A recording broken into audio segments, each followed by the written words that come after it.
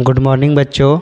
10th का एक chapter है केमिस्ट्री का जिसका नाम है रासायनिक अभिक्रिया एवं समीकरण। तो आइए हम इस पर चर्चा करते हैं। इस चैप्टर का नाम जो है रासायनिक अभिक्रिया एवं समीकरण। अगर इस चैप्टर को जो आप लोग जो लोग भी हैं ये पढ़ रहे हैं रासायनिक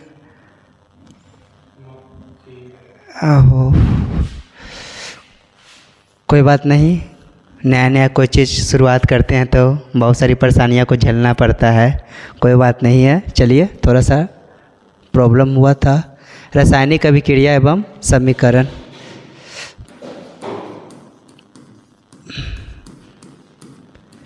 कहा जाता है कि रासायनिक अभिक्रिया क्या है एवं समीकरण क्या है। रासायनिक अभिक्रिया हमारे डेली लाइफ में होता है। जैसे खाना खाएं तो खाना पच रहा है। घर पे देखे होंगे कि अगर ग्रिल लगता है तो कुछ समय छोड़ देते हैं तो उसमें जंग लगता है, तो भी एक रासायनिक अभिक्रिया हो रहा है। तो रासायनिक अभिक्रिया हमारे दैनिक जीवन में बहुत सारे घटनाएं ऐसे हैं कि होते हैं। तो आखिर रासायनिक अभिक्रिया का मतलब क्या होता है? तो कहा जाता है कि कोई भी पदार्थ अभिक्रिया करके एक नया पदार्थ देता है तो उसी को हम लोग रासायनिक अभिक्रिया कहते हैं। जैसे देखिए, ये हाइड्रोजन है और ये ऑक्सीजन है, दोनों को आपस में मिलकर H2O मतलब जल बना। तो हाइड्रोजन एक अलग सब्सटेंस है और ऑक्सीजन एक अलग पदार्थ है, दोनों को मिलकर एक नया पदार्थ बना। तो कह सकते हैं कि रासायनिक अभिक्रिया वे सारी अभिक्रिया है जो अभिक्रिया के बाद एक नया पदार्थ का निर्माण करता है। तो कहते हैं कि रासायनिक अभिक्रिया में मुख्यतः दो चीज़ को पहले हम लोग जानेंगे। एक है अभिकारक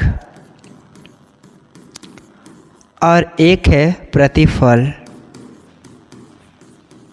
आप लोग को हम बाइलिंगुअल भी थोड़ा थोड़ा बताते चलूँगा। अभिकारक को बोलते हैं हम लोग रिएक्टेंट और प्रतिफल को हम लोग बोलते हैं प्रोडक्ट। तो रासायनिक अभिक्रिया में सबसे बड़ा जो भूमिका होता है अभिकारक और प्रतिफल का, और ये पूछा गया है, ये एग्ज़ाम में पूछा गया है कि अभिकारक और प्रतिफल से आप क्या समझते हैं, इसके बारे में चर्चा किया गया है। अभिकारक का मतलब वे पदार्थ जो रासायनिक अभिक्रिया में भाग लेता है उसी को हम लोग अभिकारक करते हैं, और जो रासायनिक अभिक्रिया के बाद जो नया पदार्थ बनता है उसको हम लोग प्रतिफल कहते हैं। तो कहने का मतलब है कि अभिकारक और प्रतिफल जो है दोनों को मिलकर रासायनिक अभिक्रिया को बतलाता है। अभिकारक का मतलब जो इधर है जो भाग ले रहा है और जो नया पदार्थ बन रहा है। प्रोडक्ट नया पदार्थ बना तो प्रोडक्ट, और जो लोग रिएक्ट किया वो रिएक्टेंट। तो यही है अभिकारक और प्रतिफल। तो अभिकारक प्रतिफल आपने समझ लिया होगा। और रासायनिक अभिक्रिया का मतलब होता है कोई भी दो पदार्थ आपस में अभिक्रिया कर एक नया पदार्थ बन रहा है, तो उसी को हम लोग बोलते हैं रासायनिक अभिक्रिया। जैसे मान के चलिए ये दूध है, दूध में थोड़ा सा हम लोग डाल दिए हैं दही का जोरन। क्या डाल दिए हैं? दही का जोरन।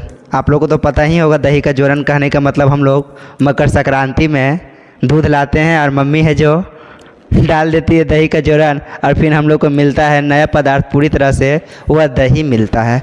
तो कहने का मतलब ये थोड़ा सा जोरन पूरा दूध को दही बना दिया। तो यहाँ पे ये भी क्या हुआ? रासायनिक अभिक्रिया हुआ। तो सिंपल भाषा में समझिएगा, दो या दो से अधिक पदार्थ आपस में रिएक्शन करके मतलब अभिक्रिया करके एक नया पदार्थ बनता है, उसी को हम लोग क्या बोलते हैं? रासायनिक अभिक्रिया। तो रासायनिक अभिक्रिया को आप बहुत अच्छी तरह से जान गए होंगे। आगे हम लोग समीकरण के बारे में बताएंगे बाद में। तो हम लोग रासायनिक अभिक्रिया के तो बारे में चर्चा कर लिए, लेकिन रासायनिक अभिक्रिया को जो हम लोग ये दिखा रहे हैं तो ये अभिकारक और प्रतिफल के बारे में भी बता दिए। जो रासायनिक अभिक्रिया में भाग लेता है उसको अभिकारक बोलते हैं, और जो भाग लेकर जो नया पदार्थ बनता है ओकरा हम लोग क्या बोलते हैं?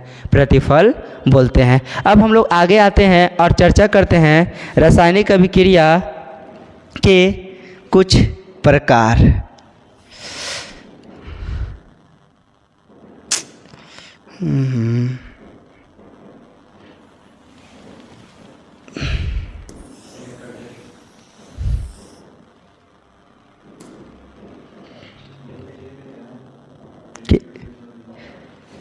चलिए अब आ जाइए।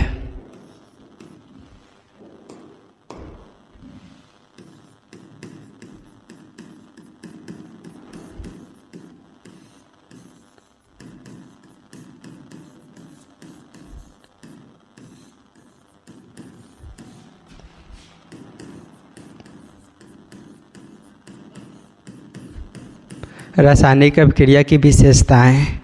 तो विशेषता पहले हम बता देते हैं। इसमें सबसे पहला गैस की उत्पत्ति, दूसरा अवक्षेप का बनना, तीसरा रंग में परिवर्तन, चौथा अवस्था में परिवर्तन।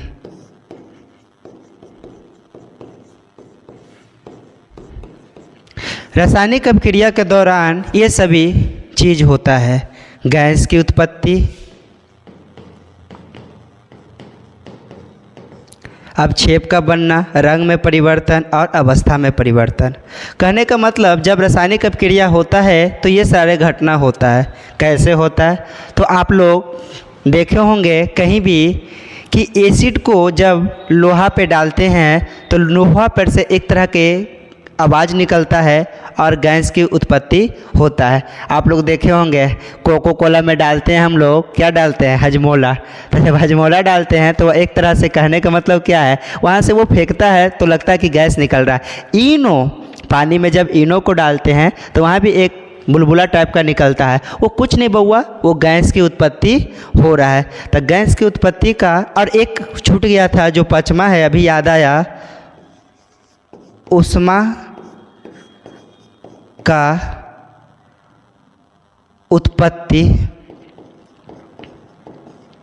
या अवशोषण। ये हम नहीं बताए थे, माइंड में भी याद आया तो बता दिया, ऊष्मा की उत्पत्ति या अवशोषण। तो कहने का मतलब है कि जब रासायनिक अभिक्रिया में मान के चलिए यह HCl है और यहाँ पे मान के चलो Fe है। लोहा में जब हम HCl डालते हैं तो ये बनता है FeCl2 + H2O। मतलब ये गैस बनकर ऊपर की ओर चल जाता है। तो ये लोहा है, लोहा में हाइड्रोक्लोरिक एसिड डाले तो वह जो है बना और ये हाइड्रोजन गैस बनकर ऊपर निकला। कहने का मतलब है कि रासायनिक अभिक्रिया के दौरान गैस की उत्पत्ति होता है। दूसरा है अवक्षेप का बनना। अवक्षेप का मतलब क्या होता है? आप लोग घर में देखेंगे कि मम्मी, पहले हम लोग का मिट्टी का घर रहता था तो मम्मी क्या करती थी कि लाती थी कि टब, उसमें गोबर, मिट्टी, पानी सब डालकर घर को नीप देती थी। नीपने के बाद उसको बहुत समय तक छोड़ देती थी तो वहाँ पे पानी ऊपर आ जाता था शुद्ध, और जो मिट्टी गोबर सब है नीचे बैठ जाता था। तो नीचे जो बैठ गया, जमा हो गया, इसी को हम लोग बोलते हैं अवक्षेप का बनना। अवक्षेप का बनना का मतलब होता है कि कोई भी रासायनिक अभिक्रिया के बाद कोई ठोस पदार्थ विलयन से अलग होकर जमा हो जाता है, उसी को हम लोग बोलते हैं अवक्षेप का बनना। और ये रासायनिक अभिक्रिया में आगे बताएंगे कि अवक्षेप का बनना क्या होता है। थर्ड है रंग में परिवर्तन। देखे होंगे कि जब शादी में हल्दी कलसा होता है तो उसमें क्या करते हैं पता है? सब लोग आते एक दूसरे को हल्दी लगाते हैं। हल्दी तो लग जाता है, लेकिन बाद में मम्मी हम लोग को, पापा लोग का क्या करते हैं, जब गंजी को साफ करते हैं तो उसमें सरफ वर्फ लगाते हैं, तब वह पीला वाला भाग गुलाबी हो जाता है। अर्थात कह सकते हैं कि वो सरफ के साथ हल्दी रिएक्शन करके कलर में चेंजेस लाया, तो उसमें क्या हुआ? रंग में परिवर्तन हुआ। आगे हम लोग जानेंगे अवस्था में परिवर्तन। अवस्था में परिवर्तन का मतलब देखो, H2 हाइड्रोजन गैस है, ये H2 क्या है? ये गैस है, और गैस है, और O2 भी क्या है? गैस है। जब दो गो गैस मिलकर आपस में अभिक्रिया कर रहा है, समझिएगा, आखिर दो चीज़ आपस में अभिक्रिया कर रहा है, H2 भी गैस और O2 भी गैस, अब मिलकर बन गया H2O जो कि लिक्विड है। सोचो, दो गैस आपस में मिलकर एक लिक्विड बनाया, अर्थात कह सकते हैं कि क्या हुआ? अवस्था में परिवर्तन हुआ। कुछ रासायनिक अभिक्रिया के दौरान ऊष्मा की उत्पत्ति होती है और कुछ रासायनिक अभिक्रिया के दौरान ऊष्मा का अवशोषण होता है। जैसे हम लोग श्वसन करते हैं, जब हम लोग सांस लेते हैं ऑक्सीजन बॉडी के अंदर लेते हैं और जब सांस छोड़ते हैं तो उसमें क्या होता है कि ऊष्मा रिलीज होता है। कुछ वैसा अभिक्रिया होता है जिसमें ऊष्मा चाहिए, जैसे प्रकाश संश्लेषण। जैसे प्रकाश संश्लेषण कहने का मतलब पहले समझिएगा, कार्बन है, कार्बन में डाले ऑक्सीजन तो ई बन गया CO2 और प्लस ऊष्मा। जब हम कार्बन को किसी ऑक्सीजन के साथ जलाते हैं तो वह जलकर कार्बन डाइऑक्साइड निकलता है और साथ में ऊष्मा देता है। तो इसको जब ऊष्मा का निष्कासन हुआ तो उसको हम लोग बोलते हैं ऊष्मा छेपी। ऊष्मा छेपी का मतलब होता है ऊष्मा निकलना, जिसको बोलते हैं एक्जोथर्मिक, इंग्लिश में बोलते हैं एक्जोथर्मिक। अब ऊष्मा शोषी क्या होता है, जैसे समझिएगा, उसमें ऊष्मा चाहिए, जैसे इसमें ऊष्मा चाहिए, जैसे समझिएगा C6H12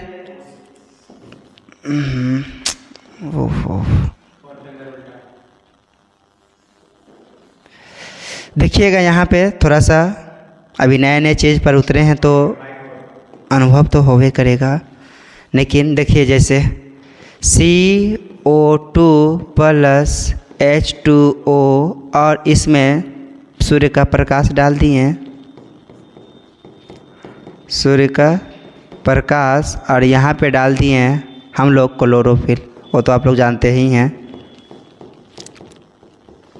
तो यहाँ पे सूर्य का प्रकाश जाएगा तब ये बनेगा C6H12O6 प्लस O2। कहने का मतलब है कि इस रासायनिक अपक्रिया में ऊष्मा का अवशोषण हुआ और इसके पहले जो बताएं कार्बन को ऑक्सीजन के साथ जलाते हैं तो गैस निकलता है कार्बन डाइऑक्साइड और प्लस ऊष्मा। अर्थात हम कह सकते हैं कि रासायनिक अपक्रिया की मुख्यतः 5 विशेषता हम लोगों ने पढ़ा।